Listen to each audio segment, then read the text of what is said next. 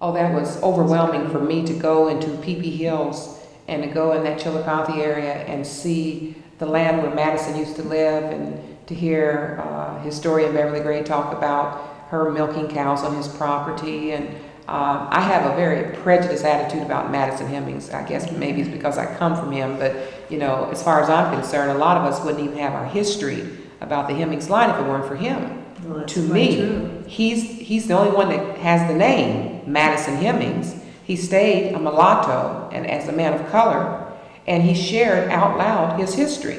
Everybody else either went white and passed through, name was changed, and he validates what all those other oral histories were.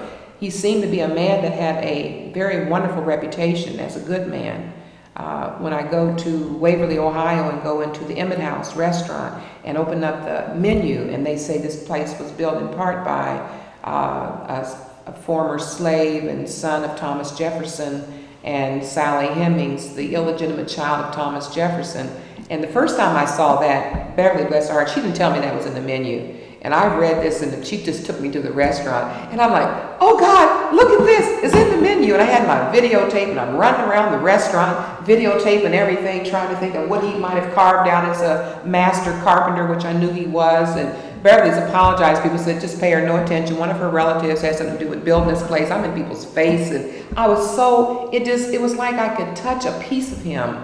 And I love going down there just to be around that, because that's where he came from, and my great-grandma Spears, his daughter, and that's where they lived. And it looks a lot like this area here. We can see why they lived there. But I think based on what we know about Madison, he was a strong man. He stood up to what he believed in. He did not back up from his responsibilities. He had a lot of history as a master carpenter in that area, and I'm just very proud of him. And he is the one that I deal with and talk about more than anything else when I talk about my family heritage, is Madison, who got his freedom through Thomas Jefferson's will, but stayed with his mother until she died, which shows a devoted son, and then brought his family into Ohio and maintained himself. And some kind of way through what he gave to his children, it has ended up in GW75-Banks-Young today. And I'm grateful to him for that.